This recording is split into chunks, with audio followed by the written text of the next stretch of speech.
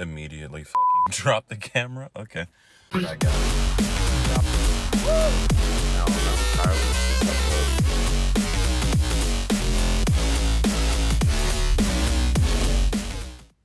What's going on, everybody? My name's Derek, and this is Fatal RPM.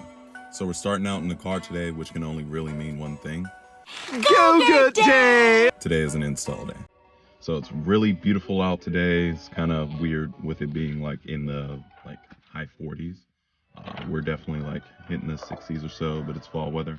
So sleeveless today. But I have the downpipes in the back seat. So we're going to get the car moved over, jack it up, put it on jack stands and everything. So last but not least, let's get a quick cold start. Now, I do warn you for the faint of heart. The car does have a misfire right now. Just literally got it yesterday. It's kind of upsetting, but hey, what are you gonna do?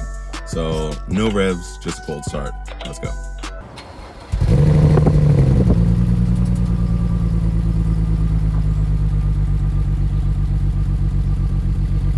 Stop it. Get some help. So, kind of feel a little stupid right now. The reason why is because, let me show you. I didn't need an extra 2 jacks. Because it's slightly downhill. So when I jacked the front of the car up, it was even. So just chalked the wheels, started taking off the lugs. Let's get the wheels off and I'll show you what we do from here.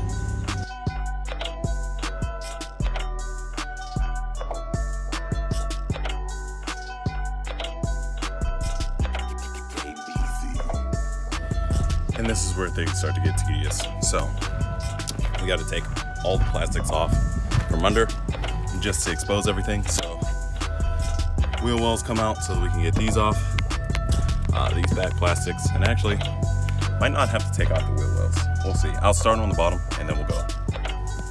All right, so I got the bottom pan off, and you don't actually need to take out the wheel wells. I had done that for some other stuff that I was doing in the engine before to get out this sunlight.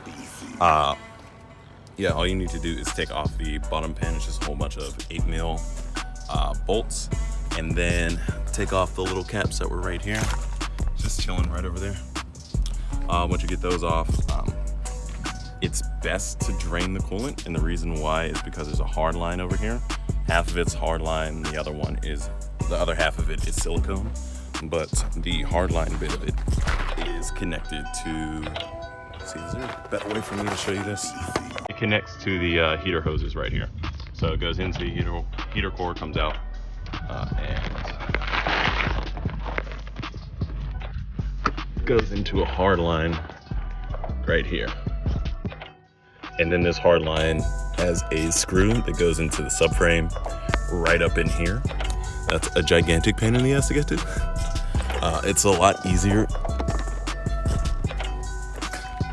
It's a lot easier when you have these intakes and the downpipe in here, or not the downpipe, these intakes and the charge pipe in here, because it's literally 4 things. 1, 2, 3, 4. Pop those out, and you can see it. It's legit. It's really hard to see from here, but you can see that's the boot there for the steering rack, and it's right above that. But again, that's not something you'll have to take off. You just have to loosen it up. Mine is out already, so I don't have to worry about that. So what we need to do from here is we got our bucket. We got to drain the coolant. To do that, all you got to do is on automatics, you have this little tab here. Otherwise, on manuals, you'll have like a little pepcock over here somewhere where you can unscrew it to drain the radiator. But our intercooler's here. This is where we'll drain our coolant in the automatics. So just pull a little tab here, pull it out, and all the coolant from pebble fell on my nose. All the coolant from the overflow up top will flow down into here. We'll also drain the thermostat and the water pump, and also this line here, which is what we'll need because we need to move this out of the way. And then from there, we'll also take off the sway bar. As you can see right here, I do have an oil leak, obviously. The top bolt to my sway bar is stripped somehow. I have no idea how. but I have to rethread that. So after you pull the sway bar on either side, really this part's dealer choice or dealer's choice, but what you can do is from here, let me actually go on the other side because it's a lot easier to see. You just need to make a few different, you have to disconnect a few different things. There are 3 subframe bolts on either side. One here, one here, and then one under here right there. So from there, before we get to that, we need to disconnect everything connecting the subframe to the wheels, which is this tie rod in for the steering rack, front control arm, rear control arm, and that's pretty much it. Now I would recommend to disconnect them from the hub assembly, only because it's a lot easier to put them back on after. They are castle nuts, and some of them have Allens on the other side. Here, let's get this wheel turned real quick. So some of them are castle nuts, like you can see here. This one here has the nut and then the little screw that goes into the control arm, and you want to put like a little Allen key in the top of that so you can hold it and move the other one with a wrench. They're either 16 or 18. I always forget which ones these are. I will tell you once I get done. And then you have another one on the bottom here for the rear control arm. I just recommend to do it that way so you don't have to drop the car with the wheels on and the bolts back here loose, just so that you can still have you can still save your bushings, because that's what you would have to do whenever you replace the bushings or the control arm, that you have to take it out and they have to be level with where the car is sitting at. Otherwise you can overextend the bushing and tear it, which is never a good thing. But other than that, the other thing we'll have to do is take out the 2 bolts holding in the steering rack. Now I lost one of my bolts on the road. I have no idea how I lost it on the road, but I did. So mine here, I think it's like a 15 or 16. They're usually these Torx here, and I think they're like E16, and there's also a nut on the other side that you'll have to get like a angled wrench in there to get. So one of these guys. But yeah, we'll go through that and drop the subframe and see you in a minute, or like 2 hours.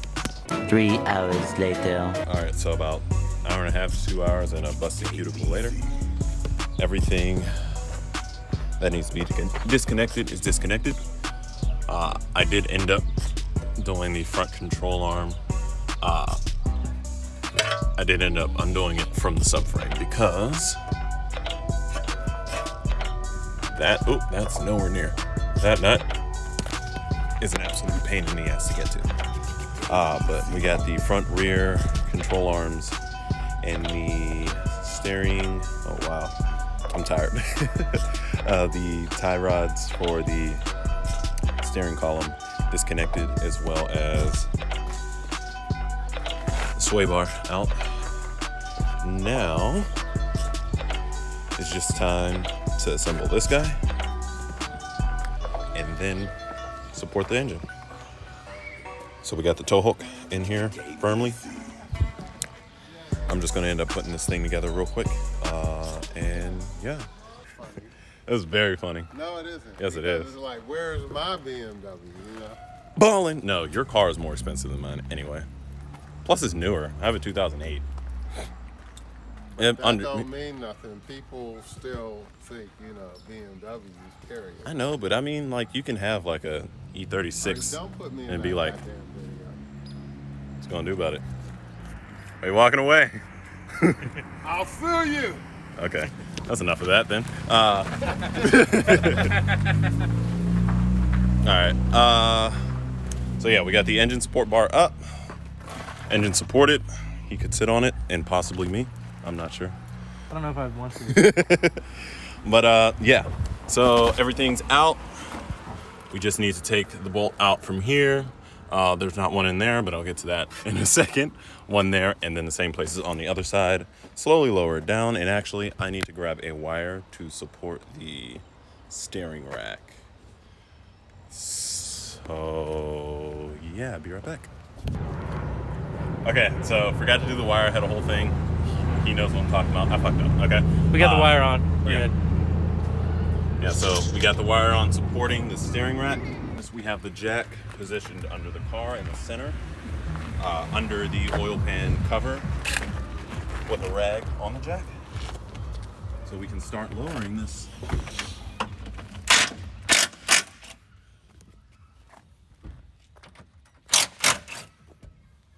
Oh shit. What'd you forget? Engine mounts.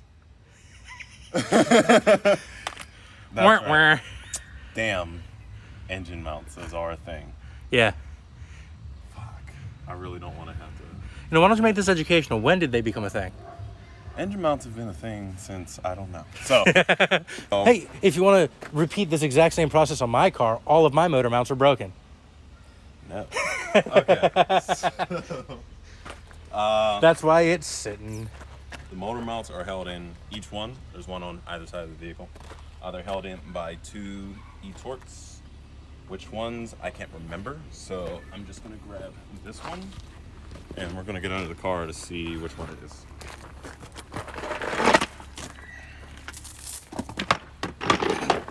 Don't fall. Watch your head. What head? Ow, Head, ow, head, ow, head. ow.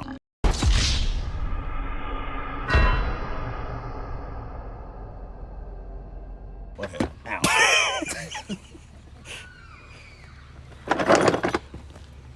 There's a lot of oil under here. Alright, so we got these stupid engine mount bolts out. It literally just holds the mount in place on the bottom. I'll show you where it's at when we get the subframe out. But now we can actually drop this up here.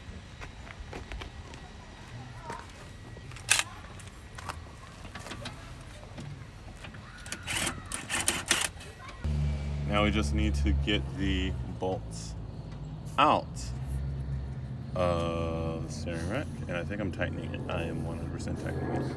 Okay, so look, man, when you're undoing bolts upside down, right side up, sideways, backwards, frontwards, it really gets confusing sometimes. Sometimes you just fuck up. This is spinning the bolt. It's spinning the bolt.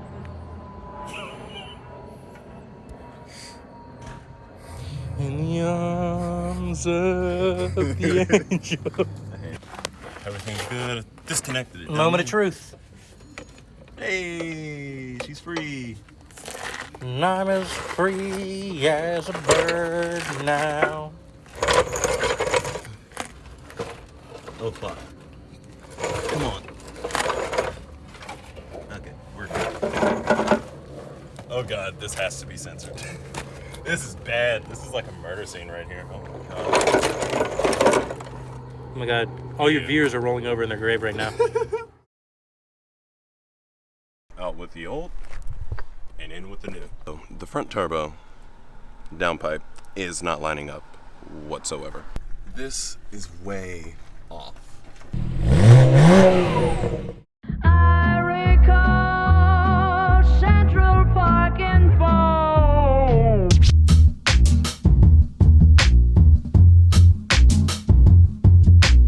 Not the